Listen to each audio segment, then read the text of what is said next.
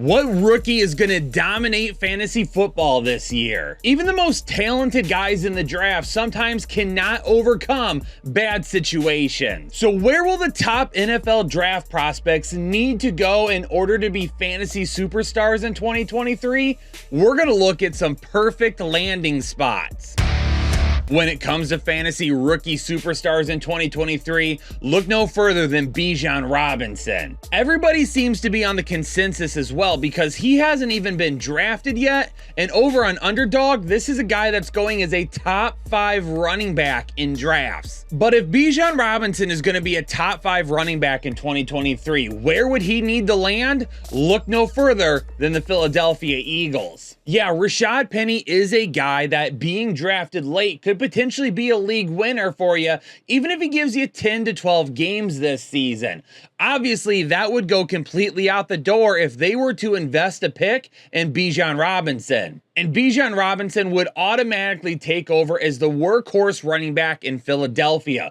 Keep in mind that Miles Sanders last year had a huge season under this new offensive scheme with the breakout of Jalen Hurts. Sanders had career high in rushing attempts with 259, a career high in rushing yards with just over 1,200, and a career high 11 rushing touchdowns.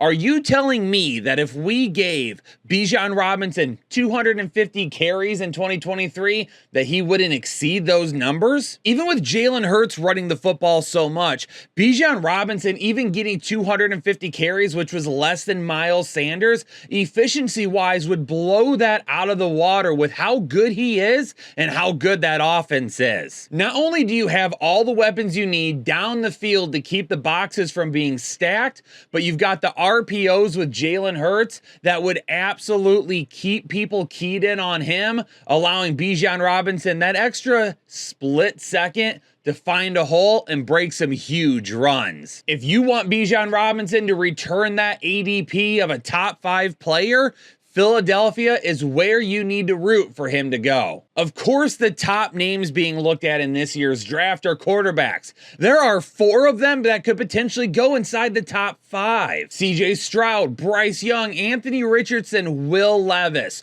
All 4 of those guys are considered top 4 players within this draft. So what would be the perfect scenario for one of these guys to succeed right away?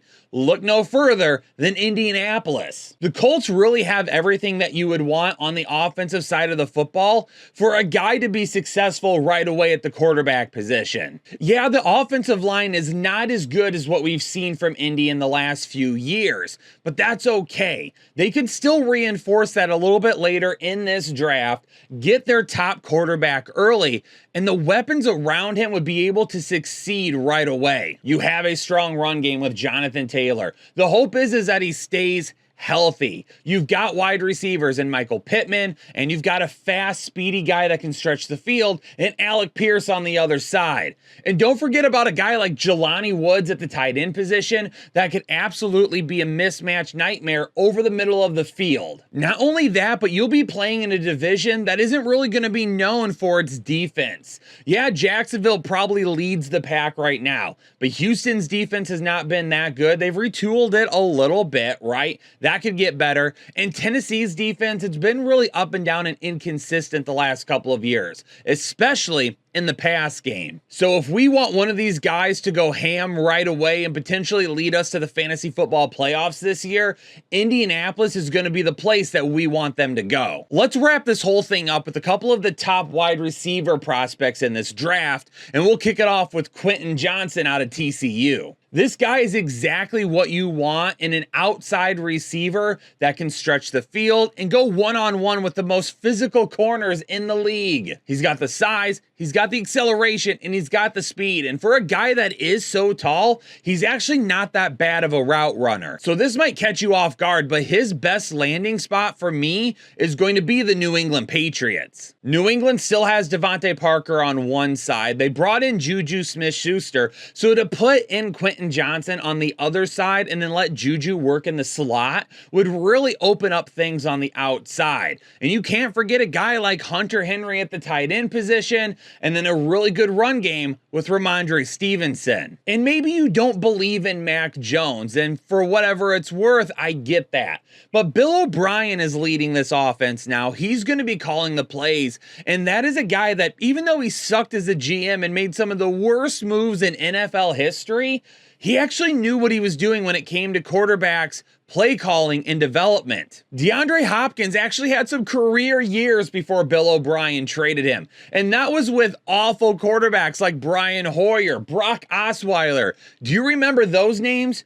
Do we really think Mac Jones is not as good as them? So I absolutely believe that Bill O'Brien will not only put Quentin Johnson in a position to succeed, but he'll also make sure that Mac Jones is able to run that offense the way it needs to go. My wide receiver 1 in the draft, Jackson Smith-Njigba, the situation could be volatile, but I think his highest upside is with the New York Giants. Now, this is a different coaching staff than a couple of years ago, but if you remember back in 2021, Sterling Shepard, the first couple of weeks of the season, was absolutely peppered with targets by Daniel Jones. He loved working with him out of the slot. Yeah, technically Sterling Shepard is still on the Giants, and they invested a little bit of money in Paris Campbell, but neither of those guys have ever been able to stay healthy. Even if the Giants invested another pick in a slot type wide receiver, with those guys being so often injured, JSN would still see a majority of the snaps this season. As for help around JSN, I would like them to be a little bit stronger on the outside, but you still do have Darius Slayton.